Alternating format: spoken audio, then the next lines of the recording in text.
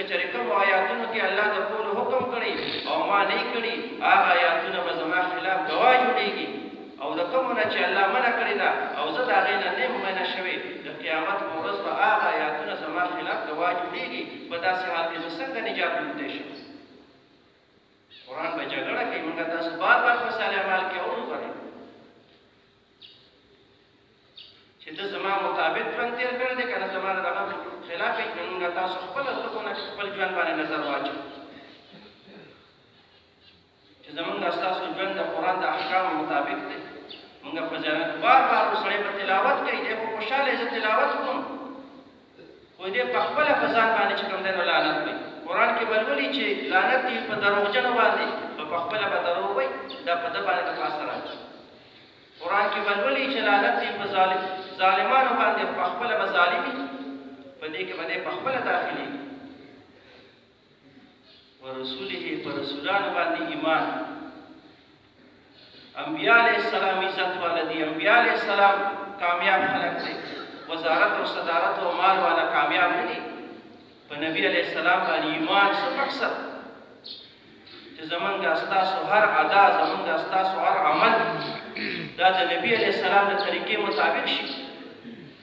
صحابه کرامو د نبی علیہ السلام یوه طریقه یو سنت باندې څومره کلکه یو ځل صحابه روان دي نبی علیہ السلام ورسره دی یوه څانګه راښکته شوې وه نبی علیہ السلام ورڅخه سر ښکته کړو هغه نورو صحابه هم سرونه ښکته کړو تېر شو څه وخت پس بیا صحابه په هغه ځای باندې تېرېدل هغه ټایم کې هغه ونه بیا نه وه خو چې کله هغې ځای له ورسېدل ټوله خپل سرونه ښکته کړ دلته نبي علیہ السلام سر ښکته کړ دا یې نوي تعویلات یې نه لټول چې مخکې خو څانګه وه مخکې خو ونه وه اوس خو ونه نشته ولې سرونه ښکته کړو څه مطلب تعویلونه به هغې نه کړو څوک چې د تعویلونو او د رخصتونو لارې اختیاري دی به ګمراه کېږي عمر رضی الله تعالی عنه یو ځل یې کورته جوړه کړه نستوڼي لږ اوږده و ازوي ته وایي چاړه راوړه چاړه چې دا پې زه کټ کړم ازوي ورته ویل په پنچه کټ کړه لږ سم به کټ شي نه ما نبي علیه السلام لیدلی دقسې نستوڼي اوږده په چاړه باندې کټ کړو زه به هم په چاړه باندې کټ کړم داسې اتباع وه یو بشي صحابي وي ناست نبي علیه السلام ته مخامخ نبي علیه السلام د سر په میز کې وي لاره اړولې وه وی نبي علیه السلام ته یې کتله پړه کې ډېر خواهش پیدا شو چې زما دقسې په دې خپل سر کې لاره وباسلې د دې عبشانو دا ویښته چې هغه داسې ګوتې ګوتې غوندې ویښتې هغه کې لاره نه وځي او منګزېږي نه وی د ډېر کوشش ولاړ ډېر کوشش یې کوو خو نه کېده وی با یو داسې یو سیخ وکته هغه یې ګرم او هغه یې داسې په دې سر باندې راښکه او دا سرمنې په دې میز کې وسوځول او په دې سر کې لار وباسله داسې هغوی ته د نبي علیه السلام هره ادا نن خو موږ د نبي علیه السلام په طریقو باندې شرمېږو ښه نن موږ ته ګوتې سټل غیب ښکاري که چا دغه پې زر ورته رومیال ورکړي ټیشو پیپر نن سبا خو د غیر و دغه نه بس زر به ډبي ته لاس کړي ټیشو پیپر یې به راوباسي لاس ته پې سبا کې وبه یې غورځي صحابه کرام جارون د بحرین گورنر عمر رضی الله خپل ځان سره راوغوښتی کله چې د خوراک یې وخوړو هغه خپل غلام ته ویل رومیال راوړه چې زه پې دا لاسونه صفا کړم عمر رضی الله تعالی عنه په هغې باندې دومره بد وګڼل او دومره د ناګوارۍ اظهار یې وکړو وی ای جاروده دا خپلې ګوتې د خپل شا طرف باندې صفا کړه داسې هغې کې د نبي علیه السلام د سنتو اتباع د طریقو اتباع نن موږ د خپلو لباسونو د خپلو ماشومانو د خپلو وړو د خپلې معاشرې د سوچ په رسول باندې ایمان والیوم الاخر په ورځ د قیامت باندې ایمان که چېرې زمونږ ستاسو زړه ته دا خبره کوزه شوه چې ما به الله د قیامت په ورځ باندې خپلې مخې ته ودرئ او ما نه به د ذرې ذرې حساب اخلي بیا به چا حق لاندې بیا به چا حق لاندې خو دا خبره موږ ته کوزېږي نه ډېر د فکر دا یو حق دی باندې موږ تاسو سره یو بل سره جواب یقین وکړه که دا خبره مړه ته کوزه شوه چې ما نه به الله د ذرې ذرې حساب اخلي نو بیا به د خویندو ځمکې ځان سره ایسارې کړو هر سړی پې پوهه دی هر سړی پوهېږي خو بس ځان یې غلی کړی دی هر سړی پوهه دی په دې ګوره نه خلاصېږي د قیامت په ورځ د الله په مخ کې څه عذر نه چلېږي ولې د ایمان رڼا دننه الله دې زموږ زړونو ته د ایمان رڼا کوزه کړي وشره من الله تعالی والبعث بعد الموت. نن خو موږ وایو دا فلاني د وجې داسې وشوه، دا فلاني را سره دا چل وکړو او دا فلانې که نه وی نو دا چل به نه و شوی. نه، هغه سړی هغه پورې د ایمان حقیقت ته رسېدی نه شي څو پورې چې د دا یقین جوړ نه شي چې ما ته څه نفع را رسي هغه هم را رسي څومره چې الله ما دپاره لیکلې ده، او ما ته چې څه نقصان را رسي هغه هم را رسي څومره چې الله ما ته را رسول غواړي. د هر کار نسبت الله ته الله ته پلانې پلانې څوک دی. مولانا الیاس رحمت الله علیه یو ځل د خپلو ملګرو نه تپوس وکړو چې یو کس د بل کس ځمکه واخېسته په زوره باندې ترې واخېسته، ظالم څوک دی؟ وایي ټول ورته وایي چې حضرت ظالم خو هغه چې چا نه هغه ځمکه واخېسته، بل ظالم دی؟ وایي نه، دا بل ظالم دی. دی دا سوچ کړي ما باندې الله دا ظالم ولې مسلط کړو؟ نن موږ حالات د الله غیر سره تړو، فلاني را سره دا چل وکړو ولې شو؟ که چېرې دا موږ تاسو خپلو اعمالو سره تړلی، خپلو اعمالو ته د دې نسبت کولی، نو بیا به زموږ ستاسو اعمال کې ترقي کېدل. نو زما ورونو ډېر د توبې ضرورت دی، د استغفار ضرورت دی، خو توبه هم د ایمان په قدر باندې که چې څومره ایمان یې هغسې به توبه یې بیا. نن چې زموږ ایمانونه دي هغسې هم توبې وکړي بس.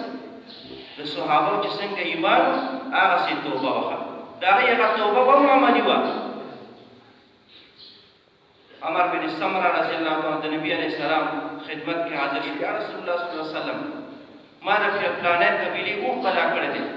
فلانۍ قبیلې نه مې اوښ را پټ کړی دی، ما باندې حد جاري کړه. حد دې ته توبه ویل کېږي، عملي توبه. ما باندې حد جاري کړه. نبي علیه السلام هغه قبیلې ته تحقیق دپاره سړی ولېږه. کله چې هغه تحقیق وشو هغې ویې زموږ دغسې یو اوښ چا پټ کړی دی. کله هغه باندې حد جاري شو او کله د هغه لاس کته کټ شو وغورځېده، هغه خپل لاس ته خطاب کوي چې شکر دی الله ماله د تا نه نجات راکړو، کنې تا به زما دوزخ ته د بوتلو اراده کړې وه. دې ته توبه ویلې کېږي. څنګه صحابو توبه وه. عثمان رضی الله تعالی عنه مبارک داسې ایمان وایي که په ټول لښکر باندې تقسیم کړی شي د ټول لښکر دپاره به کافي شي. او توبه هغه زنانه په کومې باندې چې حد جاري شوی او کله هغه سنګسارېده او یو صحابي ګټه وویشته او د هغې په مخ باندې ولګېده او د درد د وجې هغې چغه وباسله، هغه صحابي څه بد رد وي. نبي علیه السلام ورته فورا وایي غلی شه، دې زنانه خو داسې توبه وباسلې ده که په ټولې مدینې والا تقسیم شي د هغې دپاره به کافي شي. څنګه ایمان یې هغسې توبه وي. نن خو موږ توبه چاله بس توبه مې ده، بیا لپاره به غیبت نه کوم، بس توبه مې ده، لا 10 منټه نه تېره چې بس بیا هم شروع کړي. نو چې څنګه ایمان یې هغسې توبه وي. نو زما ورو د ایمان فکر پکار دی چې ایمان هم جوړ شو، د هر څه خزانې الله سره دي. بیا موږ تاسو له الله مونځ راکړی دی، په مونځ به ودرېږو، د الله په دربار کې به ودرېږو، الله ته به حاضري کوو، هر څه الله سره دي. زما مسلې به الله حل کوي.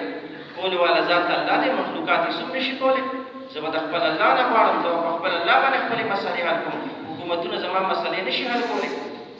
حکومتونه ماله عزتونه نشي راکولی، حکومتونه ماله کامیابی نشي راکولی، ماله به خپل الله سره کوي. بیا به موږ تاسو په هر حال کې خپل الله ته مخې ته ودرېږو او د خپل الله نه به هر څه غواړو. د دې دپاره الله موږ څومره غټ عمل لمونځ راکړی دی. لمونځ غوندې عمل موږ سره شته او نن موږ تاسو پریشانوي. لمونځ خو هغه اوچت عمل دی چې د دې په ذریعه باندې ټولو انبیا علیه السلام د الله د خزانو نه اخیستل کړي. او لمونځ داسې عمل دی چې په دې کې انسان الله ته د ټولو نه زیات نږدې ښه، د ټولو نه. یو سړی د خانه کعبې علاق سره نښتلی دی، الله ته دومره نږدې نه دی څومره چې په لمونځ کې الله ته نږدې دی. او د لمونځ پرېښودلو سره انسان دومره د الله نه لرې کېږي، دومره چې بعضې علما وایي دی د کفر په لاره باندې روان شي، د کفر ته ورسېد، دومره د الله نه لرې شي د لمونځ پرېښودل. لمونځ دومره یو غټ عمل دی، ځکه چې د الله اطاعت دا خو د الله یاد ساتلو سره کېږي او د الله یاد ساتلو دپاره د ټولو نه غټ عمل چې کوم دی نو دا لمونځ دی. په دې وجه الله رب العزت موسی علیه السلام ته د خپل تعارف نه پس د ټولو د ډوبې د لمونځ حکم کوي چې زما د یاد دپاره ته لمونځ کوه. د الله د یادولو د ټولو نه غټ عمل دا لمونځ دی. او چې الله موږ تاسو ته یاد شي او صفت احسان موږ تاسو کې پیدا شي. په دې مولا یوسف رحمت الله علیه وایي د لمونځ پورې سره دوه حالته دي، زه الله وینم یا ما الله وینم. د دې نه علاوه بل د مونځ حالت نشته دی. مولوي یوسف رحمت الله علیه فرمایي د ټول مخلوقات د خپل زړه نه وباسل، د ټول مخلوقات یقین د خپل زړه نه وباسل دا ایمان دی. او सबसे पहले ये सब्सक्राइब का बटन दबाएं और घंटी को भी दबाएं ताकि आपको आने वाली अच्छी अच्छी वीडियो की नोटिफिकेशन मिल जाए.